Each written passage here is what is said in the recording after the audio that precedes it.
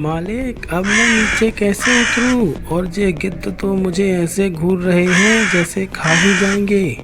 वो गिद्ध इस सोने चांदी के पहाड़ की रक्षा करते हैं और तुमने मुझे जो ये हीरे जवाहरात दिए हैं, इसलिए वह तुमसे बहुत नाराज़ हैं और अब वह तुम्हें मार कर ही दम लेंगे। अब तुम्हें नीचे आने की ज़रूरत नहीं है। थोड़ी ही देर बाद वह गिद्ध तुम पर हमला करके तुम्हें खा पी के चट्ट कर जाएंगे। इससे पहले जिनको मैंने भेजा था उनके कंकाल वहीं पड़े हैं और अब तुम्हारी बारी है। मेरा काम तो हो गया, मुझे मेरे हीरे जवाहरात मिल गए। अब मैं चलता हूँ। अब कोई और आएगा काम मांगने के लिए तो उसको भी यही लेकर आऊँगा। चलो भाई, मेरा तो हो गया। सुनार के गांव से थोड़ी दूरी पर एक और गांव था, रामपुर नाम का। वहां एक वृद्ध बुढ़िया अपने लड़के के साथ रहती थी। उस बुढ़िया का पति मर चुका था और उसका एक ही बेटा था जो बस खेलता कूदता रहता था और कोई काम धाम नहीं किया करता था। बुढ़िया उसके काम धाम ना करने से बहुत परेशान थी। तू कोई अच्छा सा काम धाम क्यों नहीं करता बेटा? बस दिन भर यहाँ वहाँ घूमता रहता है।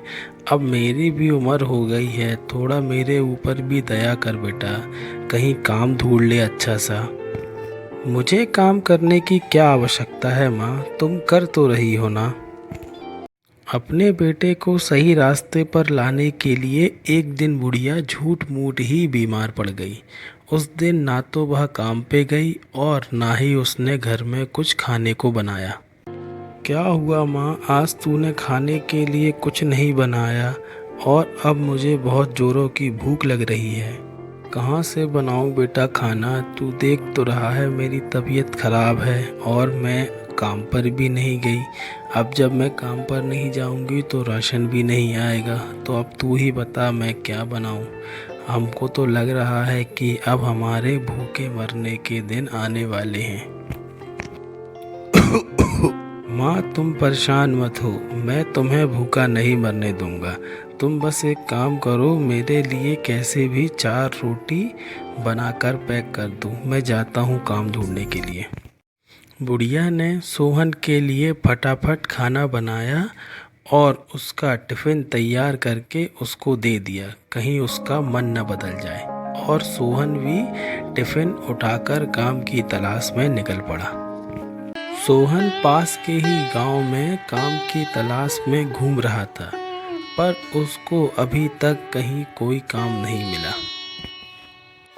सोहन घूमते घूमते एक ज्वेलरी की दुकान पर पहुंच गया। यह दुकान उसी दुष्ट साहूकार की थी। राम राम जी की सेठ जी, मैं यहाँ काम की तलाश में आया हूँ। मुझे काम की बहुत आवश्यकता है। क्या आप मुझे काम के लिए रख लेंगे? हाँ हाँ, क्यों नहीं। वैसे भी मुझे काम के लिए लड़कों की बहुत आवश्यकता है। अच्छा हुआ तुम मेरे पास काम मांगने के लिए आ गए। पर सेठ जी, मुझे अभी आपके काम का कोई अनुभव नहीं है। कोई बात नहीं, जैसा हम आपको बताते जाएं आप बस वैसे वैसे करते जाना, काम सीख जाएंगे। सेठ जी, हम कहाँ जा रहे हैं और यह जगह कौन सी है? देखो सोहन, ये है हीरे जवाहरातों से भरा पहाड़। इस पहाड़ के बारे में अभी किसी को कोई जानकारी नहीं है। मैं तुम्हें इस पहाड़ पर चढ़ाऊंगा और तुम इस पर जितनी खुदाई करोगे तुम्हें उतने ही हीरे जवाहरात यहाँ से मिलते जाएंगे।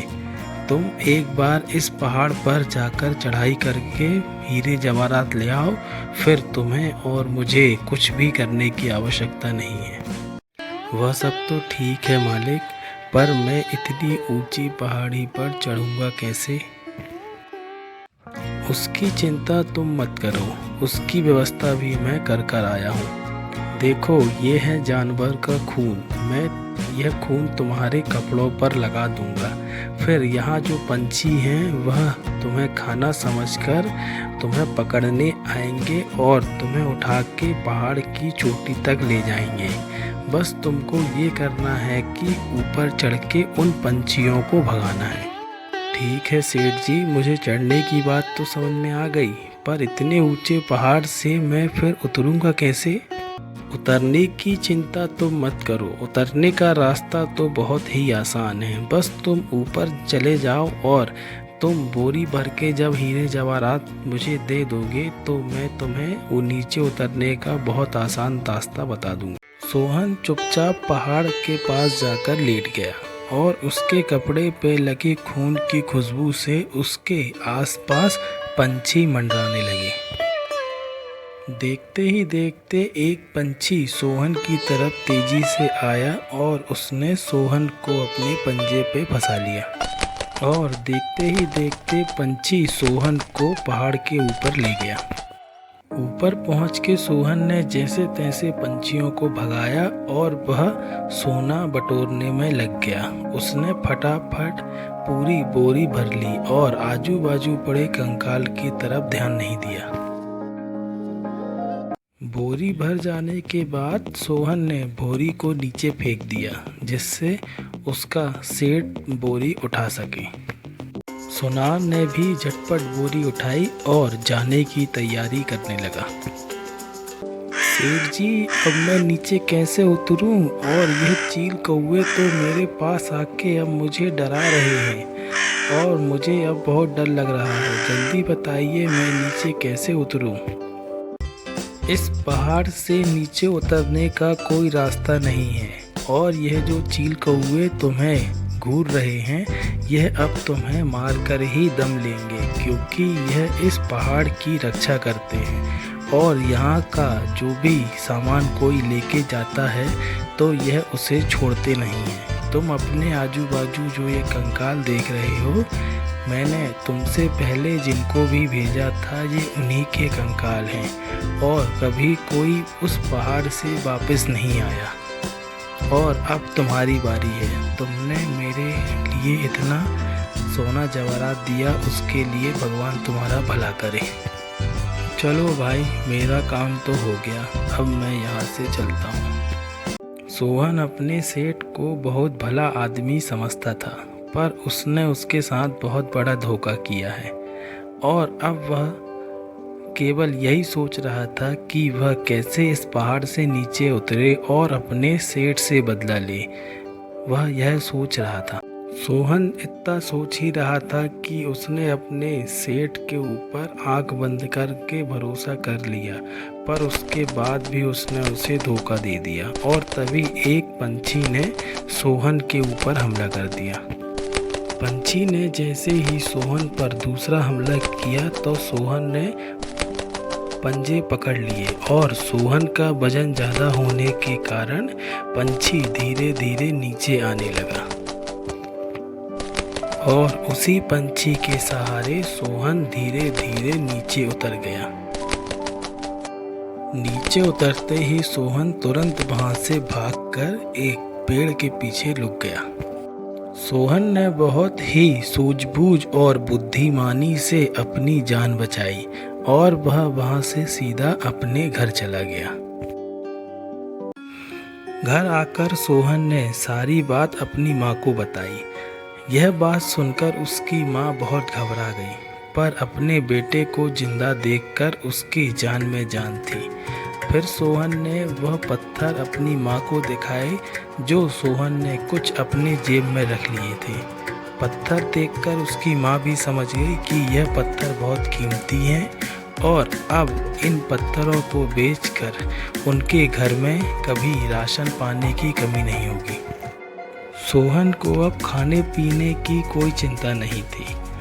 अब उसके मन में केवल उस सुनार से बदला लेना चल रहा था और वह बस यही सोच रहा था कि कैसे उस सुनार से बदला लिया जाए। तभी उसे एक आइडिया आया। इस बार सोहन भेष बदलकर उसी साहूकार के पास काम मांगने के लिए चला गया।